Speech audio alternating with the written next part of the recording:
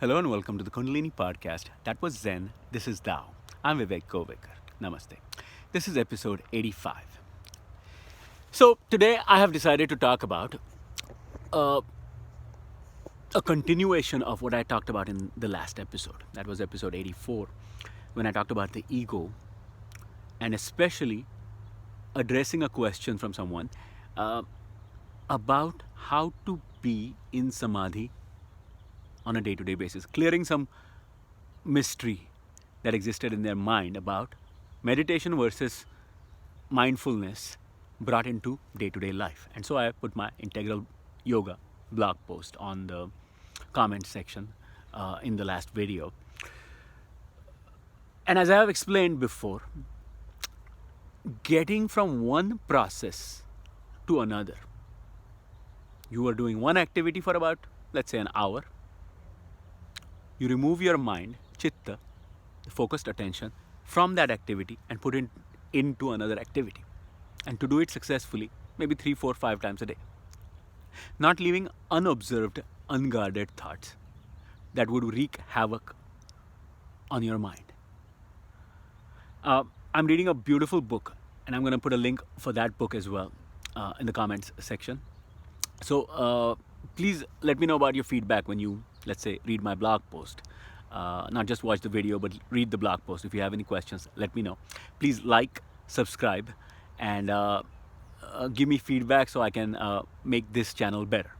I like to talk about these subjects, and when people ask questions, my mind goes in a different direction. There's a lot to say. I just haven't made the thoughts in my mind yet because nobody has asked me the question, so feel free.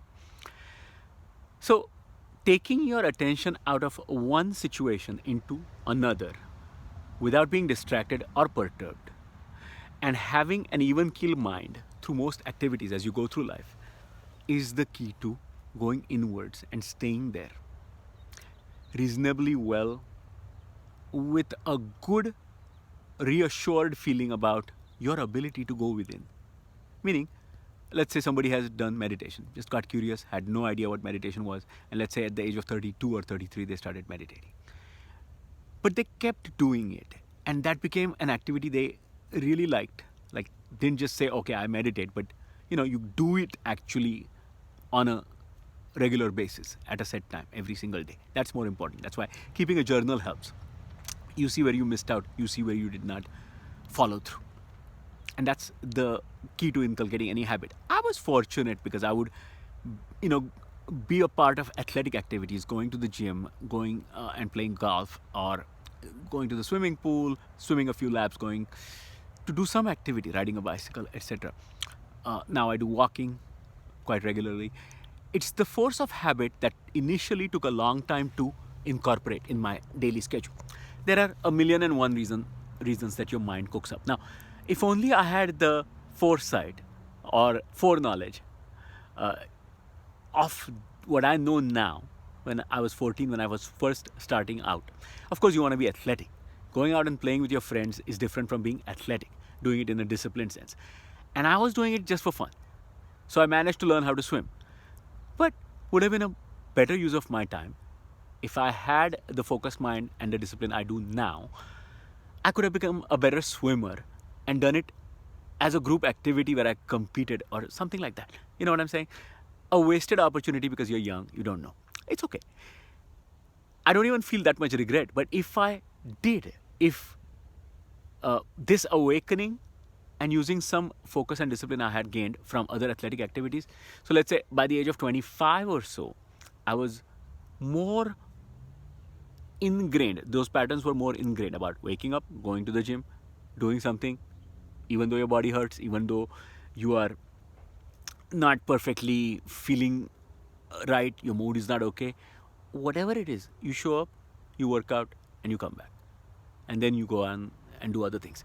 That, doing something every day, not just talking about it, is such a big obstacle to many people actually doing something. They like to talk about stuff, they gain a little bit of knowledge, and consider themselves experts. I was one of those people, so I can say this. And now I've stopped being that. Now I do stuff more, right? That's what I mean by disciplining and having that as a effortless mechanism. Like, for example, waking up on time, waking up and getting yourself ready and overcoming laziness. You learn that in school. At some point, your mom stops telling you that you can do it on your own. Then that habit goes away in, vacation period. You come back and you have to start from scratch again, kind of, when you're young. Now, of course, when you have a job, responsibilities, I had a married life, a home, bills, an organized structure to my daughter's school schedule. She had some extra needs. She needed speech therapy, so from a very young age, we had to do that and be responsible for that, teaching her how to speak. Not just the usual stuff, diapers and most things that most kids do. We were challenged extra and we kind of stood up to that challenge, me and my ex-wife, both. So that puts more responsibility in you, matures you up faster, grows you as an adult.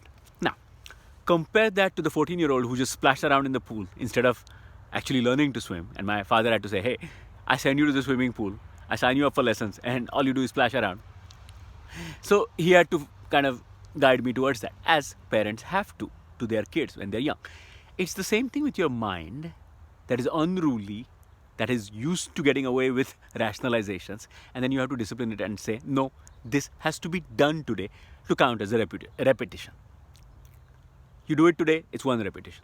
You do it tomorrow, that's 2 repetitions. In this week, let's try for 5 or 6 repetitions. You can have an off day. That's not the problem. You choosing to have an off day just because your mind was playing havoc with your willpower and your willpower lost is not an excuse. And then if you go and start talking about, well, this is how good I am at this, and meditation, let's talk about this. Hey, you can't even stick to the basic discipline of doing it. So instead, use a technique in your mind to set up that cascade of events. I wake up at 5 o'clock.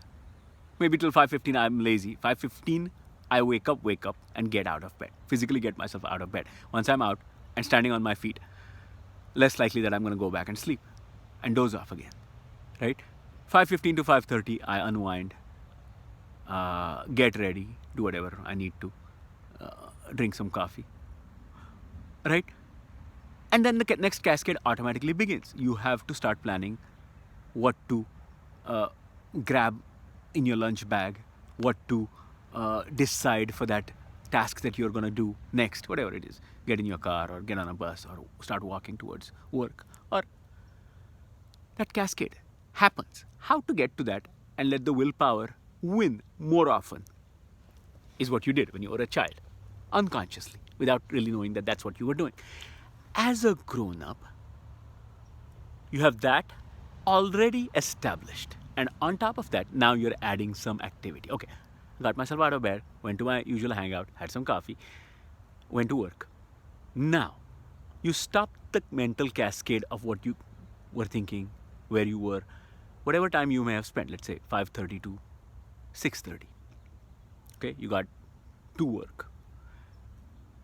Now, let go of what you did in your car. Let go of what you did in the bus. Your mindset, your process of the last hour itself has to be a clean break from that. You're at work. You're thinking about what you're doing. And that's it. Next cascade sets up. Whatever you need to do. Alternate nostril breathing works for me. Grounding, centering yourself, or doing some kind of mindfulness exercise. Stilling yourself. Bringing yourself into the present moment. Grabbing your soul and bringing it into this reality that you are in now.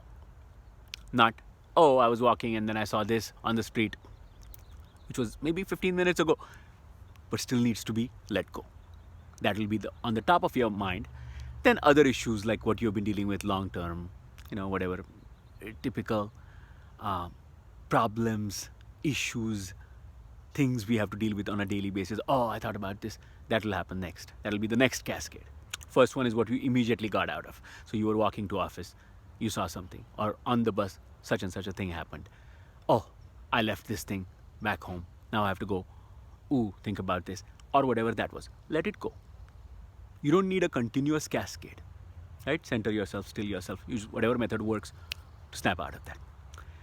Now, before approaching work, what I do is I give blessings to the Almighty for getting me there and saying, okay, allow me to make the best use off my hands, my mind, my actions, my thoughts. Let them work in harmony with what's best for me.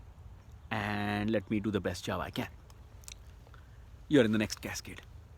Becomes easier as you practice, but has to be done. Like I said, you can't take credit for it if you're not actually actively doing it. Oh, I do this method. Not if it doesn't happen like more than once a week. Then you're not doing it, you just say you're doing it. And instead of spending that time saying you're doing it, actually start using techniques to put it in practice and overcome your own inner obstacles, which is the chattering mind, which will tell you 15 reasons not to do it. But you have decided you're going to do it. And this happens on a day-by-day basis for different aspects of this. Sometimes it will be the waking up part. Sometimes it will be the whatever you do on your bus part. Sometimes it will be you didn't let go of your chain of thought when you got to work part. Something will mess up at some point. If you have a habit of writing everything down, that will come in your conversation that you're having with yourself when you're writing stuff down in your journal. Oh, maybe this I messed up. Well, here's another way of doing that. Maybe I should change the pattern. Give yourself fun tasks. But keep your checklist going to find out what you do or don't do. Remember, this is an undertaking. This is a changing of patterns. You're changing yourself and adamant behaviors that have formed in your conscious mind or subconscious mind, which you just tolerate, sweep under the rug, and don't address. That only you can get out of. Okay, I can only tell you my techniques and how I do it, but you have to actually do it. And like I said, there are 4 or 5 things that you have to actually do every day. Meditation, mindfulness, breath practices, affirmations has to be done every day. Mantras, especially Kavach mantras, which are, protecting your psyche, protecting your emotions, your mind, your body, has to be done every day for it to show an effect 30 days from then or 6 months from then. But you have been writing a journal, so you say, yes, when I compare to that 6 months ago, yeah, this is the struggle. And today I'm so easy on that struggle. Oh, that's not even a struggle anymore. Now this is the problem. Oh, that means I have elevated my consciousness and my control over it by a few degrees. I'm a few steps ahead. I'm on the next floor. Okay, if you give the analogy of climbing a building and one staircase at a time, one stair at a time, one step at a time, then when you see from the 7th floor down to the 4th floor, it's like, that's progress. And whatever that is for your sake, closer to your inner divinity, your own self, but your outer coverings and programmings and what you overcame will be your own individual journey. That'll be different for me and for you. If there are 2 marathon runners and how they approach the beginning, middle, and end of those 26.2 miles, that's individually different for each person based on their body, personality, mind. But each one of them at some young age brought themselves back to practicing with the intent of running a 26.2 mile marathon on a given day of a year. At least, like, let's say somebody decided to do 1 marathon, whichever it might be. Boston Marathon, New York Marathon, any other marathon in the world. You decided to do that, train for it for a year, right? It changes you because you've gone through the cycle of seasons. Summer, fall, winter, spring. And each one has its own special flavor of what could hold you back, where you could mess up. Holiday cycle, Christmas comes along, something else happens, 4th of July, or you celebrated and partied with your friends. Then from each of those things, how did you get back on track to practicing for your marathon? The next morning. Now you have one cycle of events, your own birthday, your wife's birthday, your kids' birthdays, anniversaries. But the same cycle repeats itself, fortunately, the next time with minor variations. Great. So my day after Halloween or Thanksgiving, let's say, a full meal, and I had to go back and run again the next day. Did I do it? Did I not do it? Yes, I did it. But the next Thanksgiving, a year later, I messed up on that day. But it's okay because when I went to vacation the first year, then it took about 8 or 10 days to get back. The second year, it was just a day and then I was back on track.